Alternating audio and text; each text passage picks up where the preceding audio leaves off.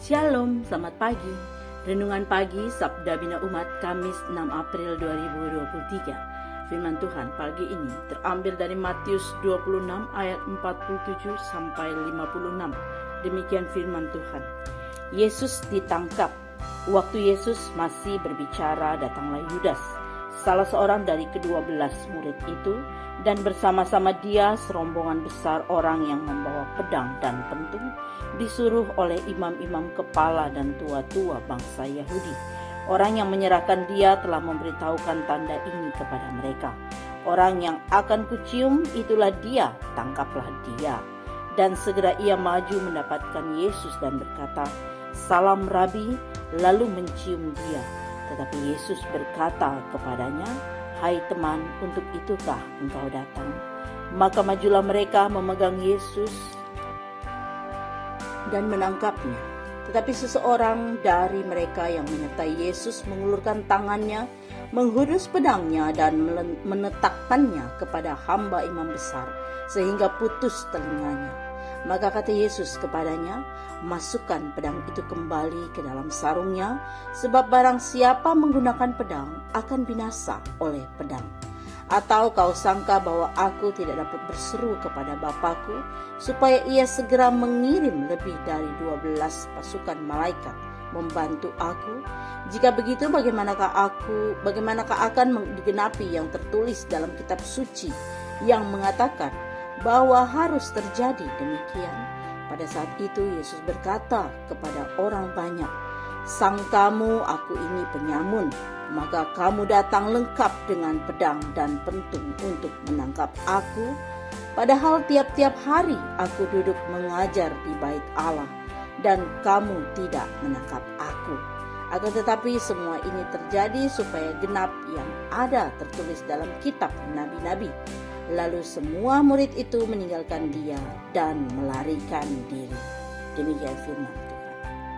Renungan pagi ini bertema, "Mengapa perlakukan aku seperti penjahat? Aku bukan penjahat." Penulis Injil Matius menceritakan bahwa ketika Yesus dan murid-muridnya sedang berbicara di Taman Getsemani, Yudas Iskariot, salah satu muridnya, datang bersama serombongan besar orang-orang suruhan, imam-imam kepala, dan tua-tua bangsa Yahudi untuk menangkap Yesus.